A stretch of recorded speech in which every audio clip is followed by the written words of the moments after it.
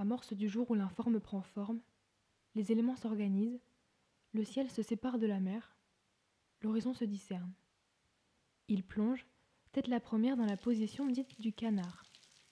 La mer a ouvert son large manteau, il fonce, allonge les bras, les replie, il se laisse engloutir par l'onde noire.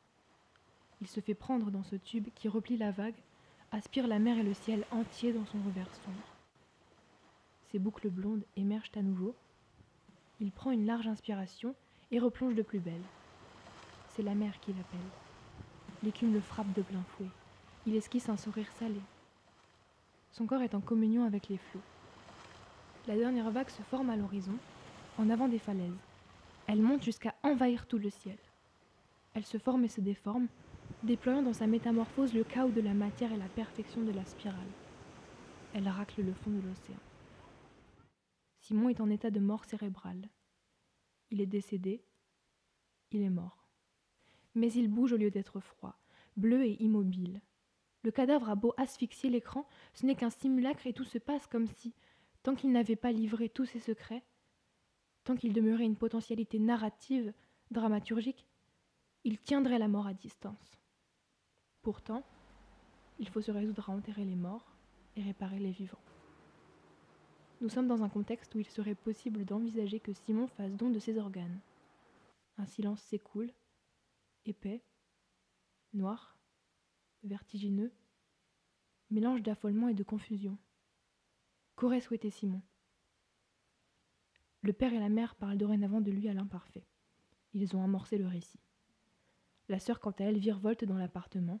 Elle n'a pas compris ou ne veut pas comprendre. Elle ouvre une pièce, appelle son frère, puis ce sont d'autres portes qui claquent et ce même prénom qui revient aux lèvres, puis qui finit par disparaître dans un murmure.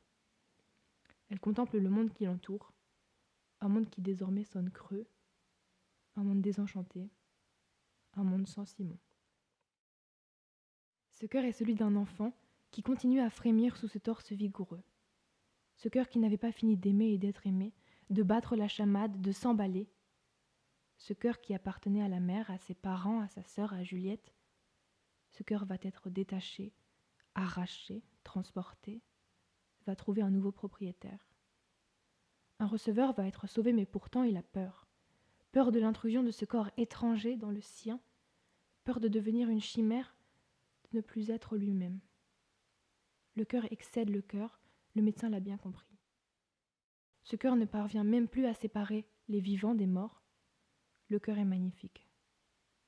On pourrait chercher à y voir le pictogramme universel de l'amour, l'emblème de la carte à jouer, le logo de t-shirt I Love New York, ou encore le symbole d'Eros. Pourtant, ce qui s'extirpe du corps n'en a pas la forme. C'est une image crue, sanguinolente, une image violente, mais vraie, qui frappe les internes. Dans la salle d'opération, l'espace tangue comme si la séparation entre les morts et les vivants n'existait plus ici. Le receveur est en vie. On referme le corps de Simon sur lui-même, sur son vide, sur son silence.